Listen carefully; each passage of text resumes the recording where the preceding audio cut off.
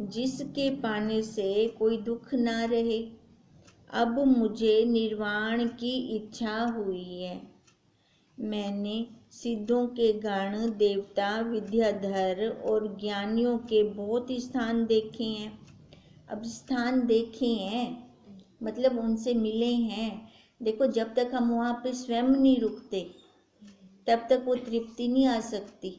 जैसे हम कहते हैं ना, भी जिसको भूख लगी है वो खाना खाएगा तब उसको शांति आएगी। और को खाता देख ले तब क्या उसकी भूख निवृत्त होगी? नहीं। अब यही बात वो बता रही हैं। परंतु जहाँ गई वहाँ सब तुम्हारी ही स्तुति करते हैं कि वशिष्ठ जी आत्मज्ञान के द्वारा अज्ञान को निवृत्त करते हैं। जैसे बड़ा मेघ बरसता है, परंतु जब वायु चलता है तब मेघ को दूर करता है। हवा चलती है ना तो बादल ले जाती है। वैसे ही तुम्हारे वचन अज्ञान को दूर करते हैं। जब ऐसे मैंने तुम्हारी स्तुति सुनी तब मैंने इस सृष्टि में आने का अभ्यास किया और धारणा के अभ्यास से तुम्हारी सृष्टि में आई हूँ। इससे हे मुनीश्वर, मेरी और मेरे भर्ता की शांति के लिए आत्मज्ञान का उपदेश करो। अब वशिष्ठ जी ने एक वो सुना था ना, भी कहाँ से आवाज़ आ रही है, कौन बोल रहा है ना। तो अब फिर जब वशिष्ठ जी पहले राम जी से वार्ता की है ना, फिर उसमें गए कि मैं अब उसको देखूं वो किसकी आवाज़ थी, कहाँ से आई है। तो फिर जाके फिर उनको ये स्त्री दिखी तो स्त्री से पूछा फिर, तू कौन है, कहाँ से आई है।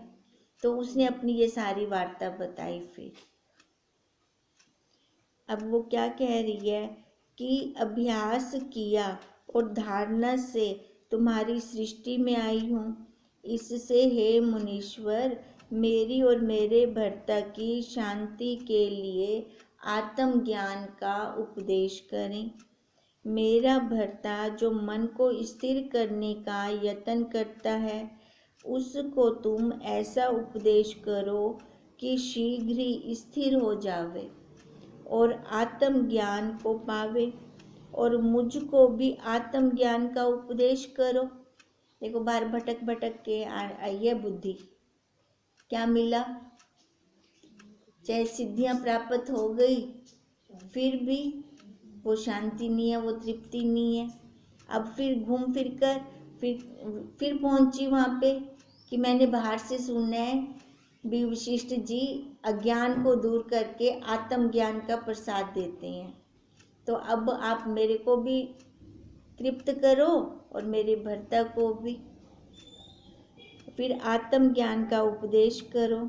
हे भगवान, तुम माया से पार मुझको दिखते हो, इस कारण मैं तुम्हारी शरण आई हूँ। मैं स्त्री बुद्धि से तुम्हारे निकट नहीं आई, शिष्य भाव को लेकर आई हूँ और मैं जानती हूँ कि मेरा प्रयोजन सिद्ध हो रहा है। अब वो कैसे जानेंगे कि मेरा प्रयोजन सिद्ध हो रहा है? क्योंकि देखो, जब हम संतों के निकट जाते हैं ना, आत्मज्ञानी महापुरुषों के निकट जाते हैं तो मन अपने आप शांत होने लगता है। वो ठंडी ठंडी हवाएं आनी शुरू हो जाती हैं।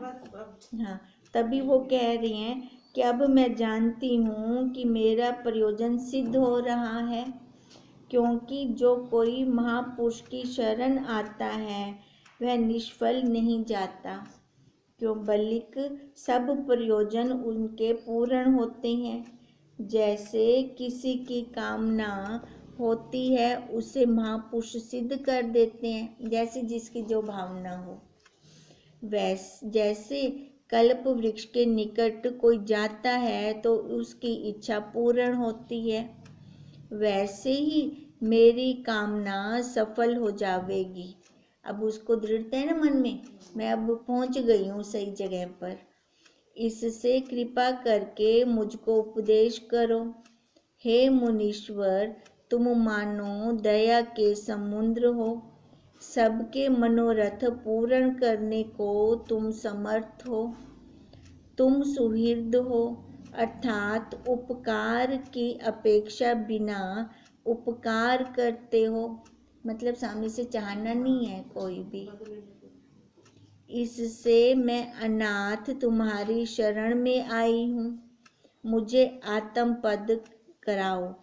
इति श्री योग विशिष्ट निर्वाण प्रकरण विद्याधरी वैराग्य वर्णन नाम 184 सर्गा समाप्त। वशिष्ठ जी बोले, हे राम, जब इस प्रकार विद्याधरी ने मुझसे कहा, तब मैं आकाश में संकल्प का आसन रचकर उस पर बैठा और संकल्प से ही एक आधारभूत आसन रचकर उसको बिठाया आकाश में। संकल्प रूप आसन पे मैं बैठा और उसको भी संकल्प रूप आसन पर बिठाया, क्योंकि मेरा संकल्प शुद्ध है। जो कुछ चिंतन करता हूँ वह हो जाता है। तब मैंने कहा, हे देवी, यह तू कैसे कहती है कि शिला में मेरी सृष्टि है? सो कह, शिला में सृष्टि कैसे बसती है? विद्याधरी बोली, हे भगवन, तुम्हारी सृष्टि में जो लोक आलोक पर्वत प्रसिद्ध हुए हैं, उसके उत्तर ओर के शिखर पर एक सुवर्ण की शिला है। अब वो ये पूछ रहे ना, शिला के अंदर सृष्टि कैसे होगी, और तू कह रही है कि शिला के अंदर सृष्टि है। तो वशिष्ठ जी कह रहे हैं, मेरे को बता वो कैसे है। तब वो बता रही है कि उत्तर की ओर जो शिखर है वहाँ पे एक सुवर्ण की शिला है, उसमें हमारी सृष्टि है। उस शिला में सृष्टि बसती है। उस सृष्टि का ब्रह्मा मेरा भर्ता है। हर सृष्टि में ब्रह्म है। हर सृष्टि के अंदर जैसे अपना ये जगत है ना, ऐसा का ऐसा ही जगत है हर सृष्टि के अंदर। उस सृष्टि का ब्रह्मा मेरा भर्ता है और मैं उसकी स्त्री हूँ। त्रिलोकी इस प्रकार बसती है कि ऊर्ध्वलोक में देवता तथा पाताल में दैत्य और नाग रहते हैं। मध्य मंडल में मनुष्य, पशु, पक्षी बसते हैं और समुद्र, पर्वत, पृथ्वी, जल, तेज, वायु, आकाश भी हैं। समुद्र ने गंभीरता, जीवों ने प्राण, पवन ने आकाश में चलना है। हर एक की अपनी अपनी सृष्टि है और अपने अपने हिसाब से सारे चल रहे हैं। आकाश ने पोल, पृथ्वी ने धैर्य, विद्याधरों ने ज्ञान, अग्नि ने उष्णता, सूर्य ने प्रकाश, दैत्यों ने क्रूरता, विष्णु ने जगत की रक्षा के निमित्त अवतार, नदियों ने चलना और पर्वतों ने स्थिरता अंगीकार की है। अब देखो हर एक का है अपना अपना स्वभाव। इस प्रकार सब नीति परमात्मा के आश्रय से रची हुई है।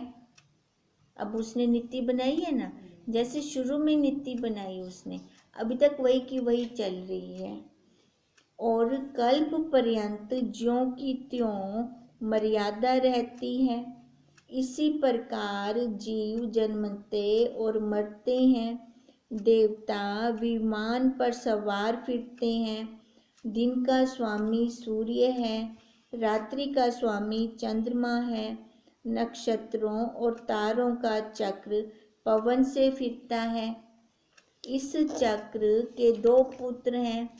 काल इस चक्र को फेरता है। इस चक्र के दो ध्रुव है। काल इस चक्र को फेरता है। सो फेरता फेरता नाश रूप जो काल है वह कल्प के अंत में उस चक्र के मुख में जा समाता है। हे मुनीश्वर, परमात्मा अनंत है। अब वो क्या कह रही है, काल ये चक्र फिरा रहा है, फिर है ना, जैसे सर्दी, गर्मी, बसंत, पतझड़, सारे मौसम आ रहे हैं, फिर ये फेरता फेरता नाश रूप जो काल है, सबको खा रहा है काल, वह कल्प के अंत में उस चक्र के मुख में जा समाता है। जब खत्म होता है तो उसके मुख में खुद भी खत्म, फिर उसके बाद फिर से शुरू। हे मुनीश्वर, परमात्मा अनंत है, उसका कोई अंत नहीं जान सकता। जब संवेदन जगता है तब जीव जानता है कि यह जगत ईश्वर की सत्ता से है। अब देखो, अब ऊपर कह रहे हैं ना, कल्प के अंत में उस चक्र के मुख में जा समाता है।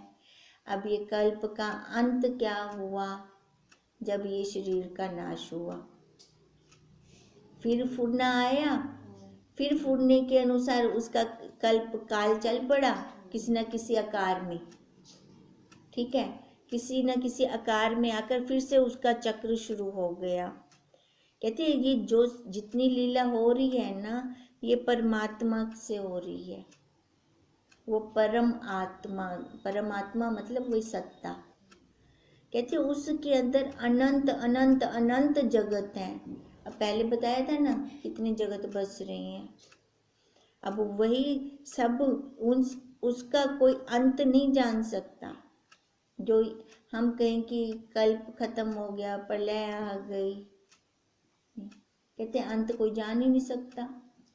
अंत तो देखो, हम है तो परमात्मा है, हम है तो ये जगत है, बस इतना ही है। और ना कभी ये चक्र खत्म होने वाला ही नहीं, अखंड मंडलाकार घूम रहा है। वो तो है अलग, तभी तो हमने कहा अगर मैं जान रही हूँ, मैं हूँ तभी तो जान रही हूँ, है ना। इस 5 तत्वों के अंदर आई हूँ तभी तो जान पा रही हूँ, नहीं तो उसको तो कण कण व्यापक कहा, पर इन 5 तत्वों के बिना तो नहीं जान सकते। जानेंगे तो इसी के अंदर ही आकर जानेंगे। अब कहते हैं वही जो चक्र है ना, बताओ कब खत्म हुआ, धरती पर कब ये खत्म हो गई जाति मनुष्यों की। ये चल रही है, अखंड मंडलाकार चल रही है।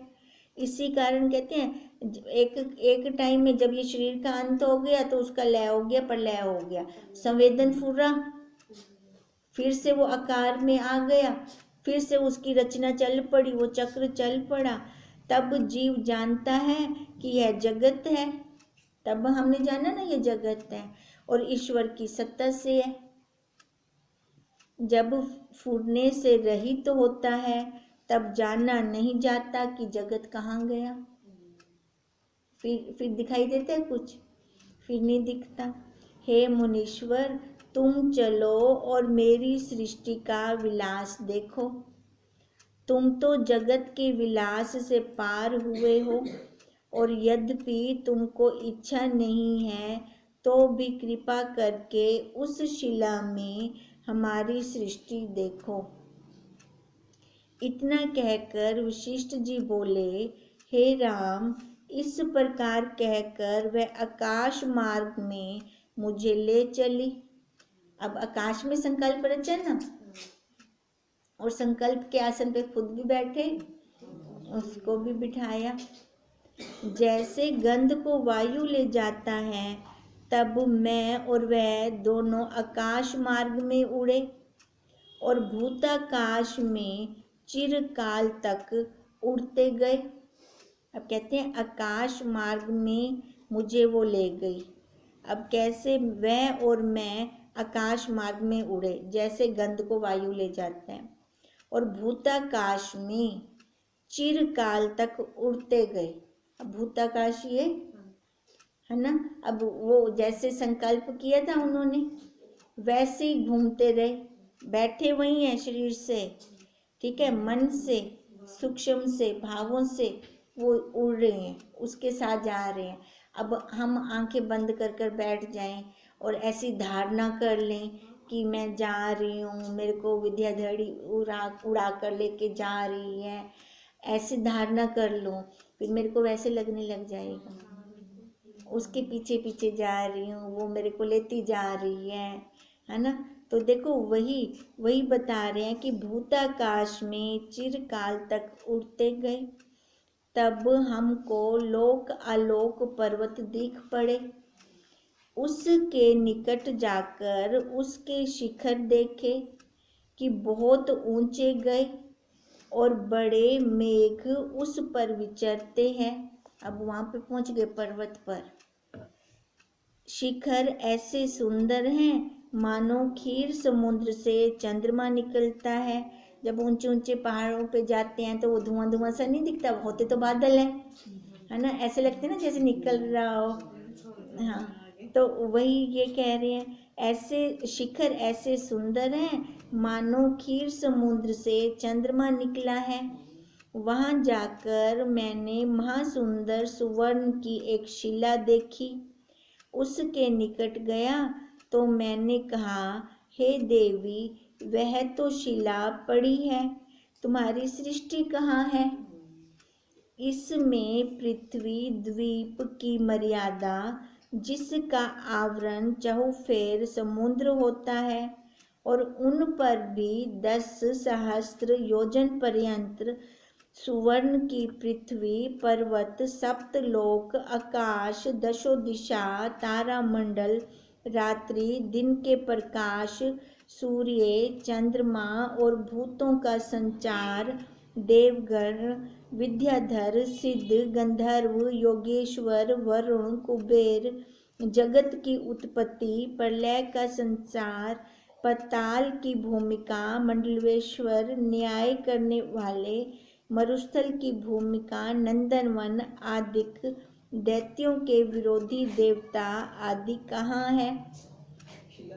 हाँ, शिला दिख रही है। तूने तो कहा था बहुत सृष्टि है उसके अंदर। अब कहते हैं ये वाली सृष्टि कहाँ पर है सारी?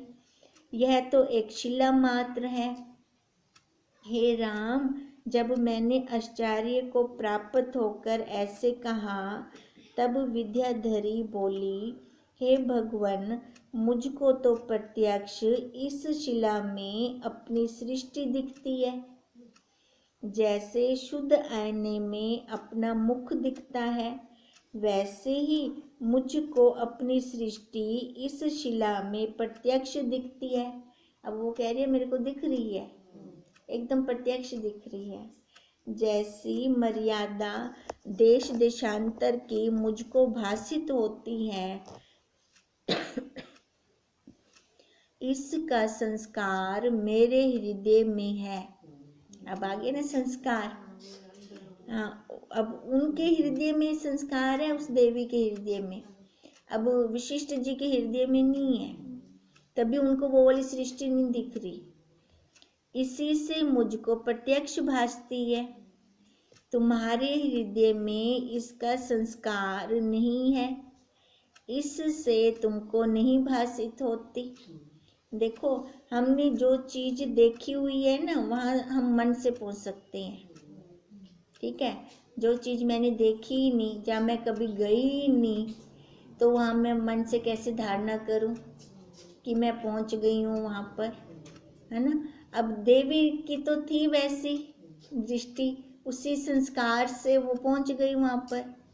अब वशिष्ठ जी के अंदर तो नहीं थी ये वाले संस्कार नहीं थे, जिससे उनको ये भासित ना हुआ। फिर तुम्हारी सृष्टि की अपेक्षा यह शिला पड़ी है। वशिष्ठ जी को कह रही है आपकी सृष्टि की अपेक्षा, क्योंकि आपको उस सृष्टि का है ही नहीं ज्ञान, तभी आपको ये शिला पड़ी हुई दिख रही है, और तुमको शिला का निश्चय है। इस कारण तुमको इसमें जगत नहीं दिखता। हे भगवान, जिसका अभ्यास होता है वह पदार्थ अवश्य प्राप्त होता है और वही भासित होता है।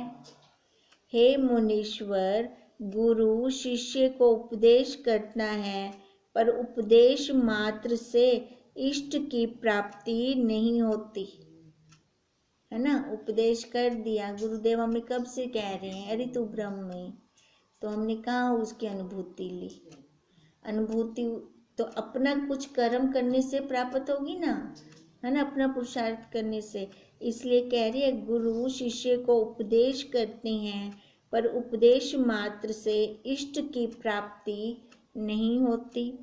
जब उसका अभ्यास करें तब इष्ट की प्राप्ति होती है। हे मुनीश्वर, ऐसा न्याय और सिद्धता कोई नहीं है जो अभ्यास करने से ना मिले, है ना। पुरुषार्थ की बलिहारी है। अब कह रहे हैं ऐसा कुछ नहीं है जो अभ्यास करो तो वो चीज प्राप्त ना हो। ऐसी कला कोई नहीं जो अभ्यास करने से ना प्राप्त हो, और ऐसा पदार्थ कोई नहीं जो अभ्यास की प्रबलता से सिद्ध ना हो। जो थक कर थोड़े छोड़े नहीं तो अवश्य सिद्ध होते हैं, है ना। अगर पुरुषार्थ करते रहें, हम ना छोड़ें, तो मंजिल तो प्राप्त होगी ना हमें। हे मुनीश्वर, जो कुछ सिद्ध हो दिखता है वह सब अभ्यास से होता है।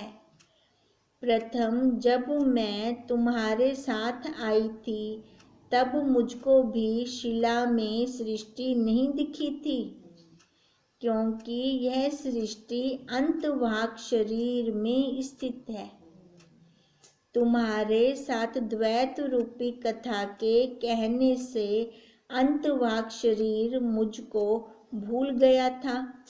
इससे विश्व की चर्चा और तुम्हारी सृष्टि की चर्चा करके मुझको वह स्पष्ट न भाषित हुई। अब वशिष्ठ जी को कह रहे हैं तुम्हारे साथ वार्ता करने लगी तो वो अंतवाहक वाली स्थूल शरीर लेके आए थे ना, वो कहते वो अंतवाहक वाली सृष्टि में भूल गई। फिर अब कहते हैं ऐसी कोई चीज नहीं है जब मैं पुरुषार्थ करूं और हमें वो प्राप्त ना हो, सिद्ध ना हो। कहते हैं मुझको फिर ये स्पष्ट नहीं भाषित हुई। जैसे मलिन दर्पण में मुख नहीं दिखता, वैसी तुम्हारी सृष्टि के संकल्प से मुझको भी अपनी सृष्टि फिर नहीं दिखी। परंतु चिरकाल जो अभ्यास किया है इससे फिर भाषित होती है, क्योंकि जो दृढ़ अभ्यास होता है उसकी जय होती है। तभी हम कहते हैं ये संस्कार भर लें हम। अंतकाल का ही पुरुषार्थ चल रहा है हमारा, क्योंकि जो संस्कार अंदर होंगे ना अंत में वही निकलेंगे। अब तभी कह रहे हैं क्योंकि जो दृढ़ अभ्यास होता है उसकी जय होती है। हे मुनीश्वर, चिन्ह मात्र पद में फुरने से आदि जीवों के शरीर अंतवाहक हुए हैं। चिन्ह मात्र पद में फुरने से पहले तो उनके कैसे शरीर थे? अंतवाहक, स्थूल नहीं थे। स्थूल बाद में बने हैं उनके। जीवों के शरीर अंतवाहक हुए हैं, अर्थात आकाश रूप शरीर थे। जब उनमें परमाद से दृढ़ अभ्यास हुआ तब आदि भौतिक होकर दिखने लगे। जब फिर भावना उलटकर योग की धारणा से अभ्यास होता है तब आदि भौतिकता क्षीण हो जाती है।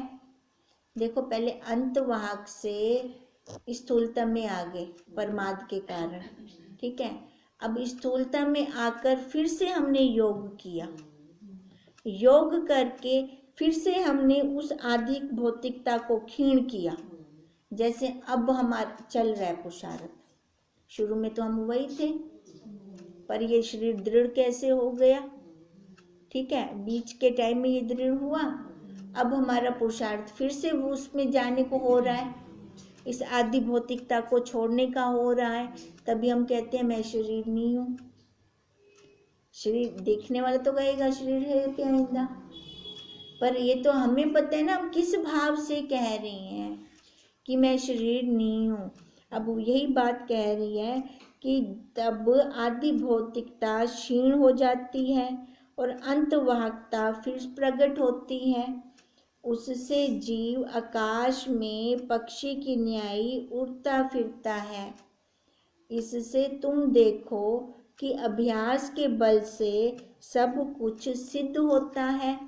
अब सबसे पहले हम वही थे अंतभाग, ठीक है। अब अंतभागता का इतना मतलब प्रमाद हो गया, इतना प्रमाद हो गया कि स्थूलता को हमने दृढ़ कर लिया। अब स्थूलता में आकर जब ठोकरें खाई, कहीं से कुछ प्राप्त ना हुआ, हमारी चाह तो वही है तृप्ति, शांति। जब वो ना मिली, फिर से उसमें दोबारा से गए कि फिर अंतभागता में आए। फिर अंतभागता में आकर इस स्थूलता को क्षीण किया, फिर से हमारा वही पुरुषार्थ हुआ।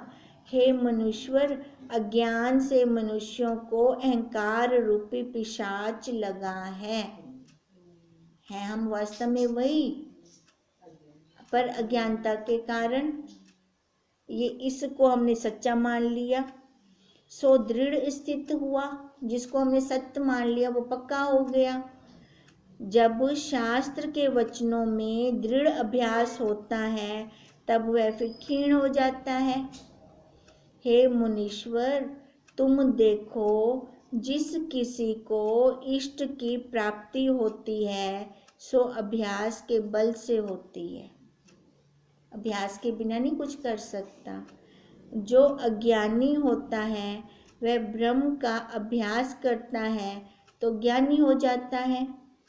पर्वत बड़ा है परंतु अभ्यास से उसे कोई चूर्ण किया चाहे तो वह चूर्ण हो जाता है। संपूर्ण वृक्ष को खा लेना कठिन है परंतु अभ्यास करके शनि शनि घुन उसे खा जाता है। आप तो छोटा है परंतु जो वस्तु पानी कठिन हो वह उसे अभ्यास से सुगम हो जाती है। उसके बताओ सिंह के कहाँ दांत दिखाई देते हैं कि मैं पूरी लकड़ खा वेंदी है। कोई आरा नहीं चलाती, कोई मशीन नहीं चलाती, कैसे उसको खा जाती है। ये अभ्यास के बल से ना शनि धीरे धीरे, कितनी छोटी सी है, बीच में खाती है, ऊपर से वैसे खड़ी करती है। हाँ देखो कैसे, और फिर उसको मोटी दिखे ना, ऐसे खाई हुई दिखे, वही तो बात है। वो ऊनी दूनी है, छोटी दी छोटी है ना, क्या दांत तक तो दिखते नहीं उसके, खाती कैसी है ये समझ में आया नहीं आज तक। फिर वही है, वो मोटी भी नहीं होती, वैसे के वैसे ही है ना। अब ये उसकी सृष्टि का सबसे बड़ा आश्चर्य है। देखो ऐसे हम देखने लगे ना, भूल जाएंगे, गिनती भूल जाएंगे, उसके आश्चर्य नहीं खत्म होंगे।